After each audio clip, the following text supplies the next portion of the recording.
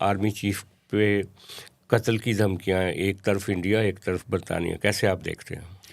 General Asim Munir جو ہے نا وہ انڈیا کے لیے بھی اور پاکستان میں ہمارا جو مرشدی گروپ ہے یکساں طور پہ ان کے لیے سب سے بڑا خطرہ وہ بن چکا ہوا، انڈیا کے لیے بھی اور جو مرشدی گروپ ہے پاکستان کے لیے، دونوں خطرہ اس لیے محسوس کرتے ہیں کہ انڈیا کو پتہ چل گیا، جیسے آپ نے یو پی کا یہ جو یوگی ہے اس کا بتایا نا جی کہ یوگی نے بڑے کھلے الفاظ میں کہہ دیا کہ جی یار کوئی بندوبست کرو ورنہ سانو تگنی کا ناچ نچاتا رہے گا، بلکہ اس نے کہا لئی دیتی گیا سانو، لائی دیتی گیا۔ اس کا مطلب ہے وہ انڈیا مان رہا ہے اس چیز کو کہ انڈیا کو آئسولیٹ کر دیا ایک طرح سے اگر دیکھیں آپ تو۔ دنیا کے پیرائے میں بین الاقوامی سطح پر انٹرنیشنل لیول پر عاصم منیر نے انڈیا کو آئسولیشن کی طرف لے گیا، اس آئسولیشن کی طرف لے گیا جس پہ آئسولیشن میں پچھلے 70 سال سے انڈیا نہیں گیا تھا۔ اب یہ ایک شکست تھی، بہت بڑی شکست ہے، اس کو برداشت کرنا۔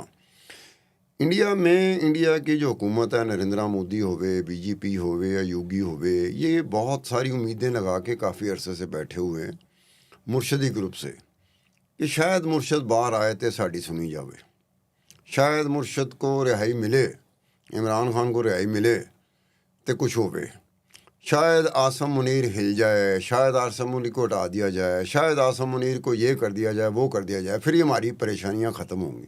تو دونوں کی پریشانیاں ایک ہی طرح کی ہیں، انڈیا میں انڈیا کی حکومت کی اور پاکستان میں عمران خان کے مرشدی گروپ کی۔ لیکن یہ ڈینجرس ایک الائنس مجھے نظر آ رہا ہے۔ وجہ یہ ہے، دیکھیں آپ سیاسی اختلاف کر سکتے ہیں، کسی بھی بندے سے سیاسی اختلاف کر سکتے ہیں، لیکن جب آپ کسی کی جان لینے کی بات کرتے ہیں تو وہ بہت افسوسناک، بالکل مختلف ایک کلچر ہے جو آپ دیکھ رہے ہو، اس سے پہلے ہم نے کبھی نہیں دیکھا تھا۔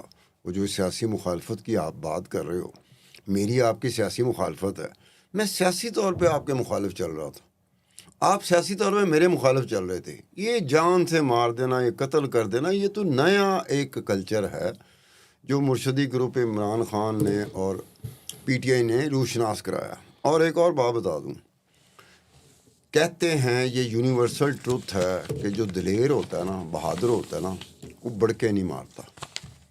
یہ پوری دنیا میں تسلیم شدہ بات ہے، جتنے بھی لوگ تاریخ میں بہادر لوگ گزرے ہیں نا، وہ کبھی اس طرح کی دھمکیاں نہیں دیتے، دھمکی نہیں دیتے، بڑک نہیں مارتے، انہوں نے بڑک نہیں مارتے، جو انہوں نے کرنا ہوتا تھا وہ کر جاتے تھے۔ اب ان سے ذرا پوچھ لیجئے، یہ جو بھی ہیں، آپ کہتے ہیں کہ ویڈیو وائرل ہوئی ہے، ذرا ان سے پوچھ لیجئے، میرا اتفاق ایسا ہوا کہ میرے بھی مرشدی گروپ کے کئی ذاتی دوست ہیں جو مکمل طور میں ڈھل چکے ہیں، ایک مرشدی کیفیت میں جا چکے ہیں۔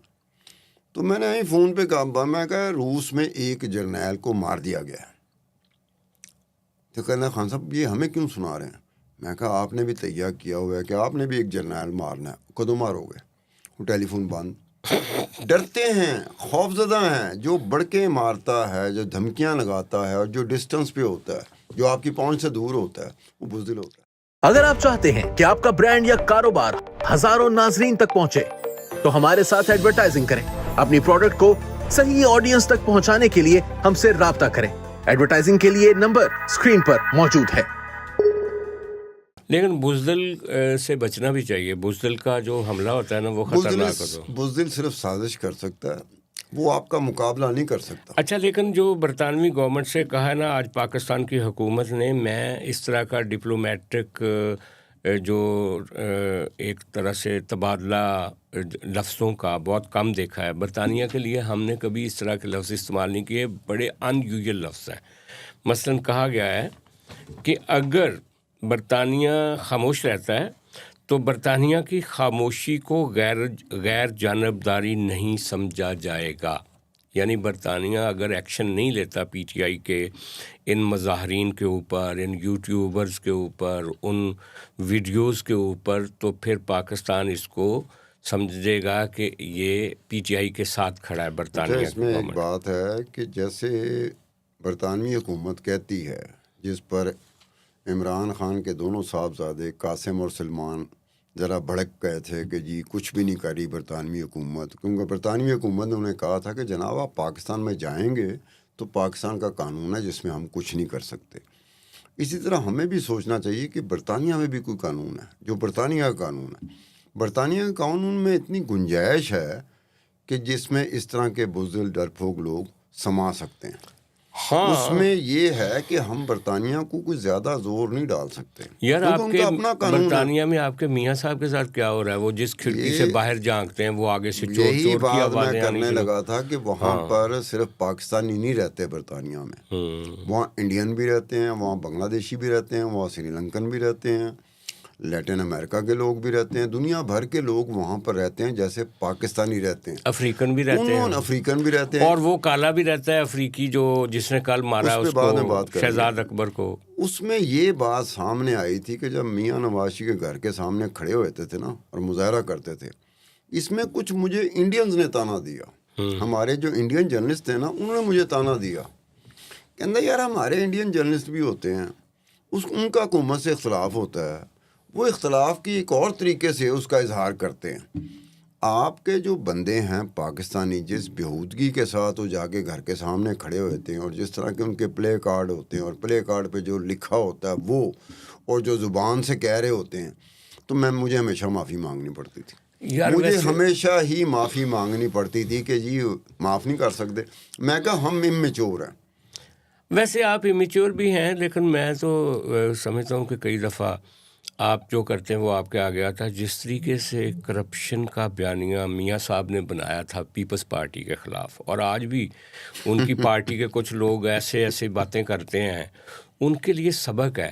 کل کو ہو سکتا ہے آپ کے مرشد کو بھی اس طرح کے حالات سے گزرنا پڑے کسی وقت. نہیں، عمران خان کو ایک ٹائم لگے گا اسی طرح کے حالات کا سامنا کرنا نواز پڑے گا شریف جس کو بھی طرح تو کے 30 نواز سال، شریف کے. یعنی اس کو بھی تو 30 سال. نہیں، لیکن وہ حکومت میں آتا رہا، 3 مرتبہ آیا حکومت میں، وہ تینوں دفعہ اسٹیبلشمنٹ اور فوج کے ساتھ پورے پنگے بازی کرتا تھا اور پھر آ جاتا تھا. ہمیں یقین نہیں آتا تھا، ہم سمجھا کہ گیا تو اب واپس نہیں آئے گا، لیکن وہ آ جاتا تھا کیونکہ پالیٹکس کر رہا تھا. اس وقت تک کہ عمران خان پالیٹکس نہیں کر رہا، وہ ایک پاپولرٹی اورینٹڈ جو چیز ہے نا، فنومینا ہے، نیا فنومینا آیا ہے کہ پاکستان میں ایسے بھی پاپولر ہوا جا سکتا ہے جیسے عمران خان ہو گیا. پاکستان میں سیاست کی سپیس بھی تو کم ہو رہی ہے نا سیاست کی سپیس. خود اگر آپ کہتے ہیں نا کہ دوسری طرف جو کھڑے ہوئے طاقتور لوگ، اگر انہوں نے سپیس کم کی ہے تو اس میں سیاستدان بھی تو ذمہ دار ہے. اب آپ دیکھیں، سمپل ایک لڑائی کو سامنے رکھ لیں، آپ سمپل ایک لڑائی کو، نواز شریف کی اور عمران خان کی، یہ لڑائی ذرا ذہن میں رکھیں. یہ دونوں سیاستدان ہیں نا، دونوں کی سیاسی جماعتیں ہیں نا، دونوں کو ووٹ پڑتے ہیں. اس کی باری ہوتی ہے جب وہ زیادہ ووٹ لے جاتا ہے نواز شریف وزیر اعظم بن جاتا ہے، یا عمران خان زیادہ ووٹ لے جاتا ہے تو عمران خان کی حکومت بن جاتی. یہ دونوں جماعتیں ایک دوسرے کے ساتھ کیا کر رہی ہیں مجھے ذرا بتائیں. یہ کافی نہیں ہے کہ سپیس کو مزید کم کر دینا. لیکن اب یہ جو اچک زئی صاحب اور راجہ ناصر گفتگو شروع کرنا چاہتے ہیں شہباز شریف صاحب کے ساتھ، وہ سپیس ہی بڑھانا چاہ رہے ہیں نا. وہ یہی کوشش کر رہے ہیں کہ رات مصطفیٰ نواز کھوکھر جو تھے نا، وہ اس کی وضاحت کر رہے تھے کہ پاکستان میں جو چیلنج ہیں ڈیموکریسی کے لیے، کانسٹیٹیوشن کے لیے، پولیٹیکل سپیس کے لیے، اس کو بڑھانے کے لیے اچک زئی صاحب ایک سیریس کوشش کر رہے ہیں. اور وزیر اعظم صاحب نے جو کہا کہ مذاکرات کرنے کے لیے ہم تیار ہیں، اس کو ہم سنجیدگی سے لے رہے ہیں. سجاد صاحب، میں آپ سے بھی معافی مانگ لیتا ہوں اور میں دیکھنے والوں سے بھی معافی مانگ لیتا ہوں. اگر میری بات غلط ہوگی تو میں ایڈوانس میں معافی مانگ رہا ہوں. کئی دفعہ ہوتا ہے کہ آپ صحیح طرح جج نہیں کر سکتے. عمران خان کے ہوتے ہوئے کوئی مذاکرات نہیں ہو سکتے. عمران خان کا ٹیمپرا، مزاج، طبیعت اسی طرح کی ہے کہ وہ مذاکرات میں بلیو ہی نہیں کرتا. اس نے پوری زندگی میں چاہے کرکٹ کھیل رہا ہو چاہے پالیٹکس میں آیا، مذاکرات پہ تو بلیو ہی نہیں کرتا.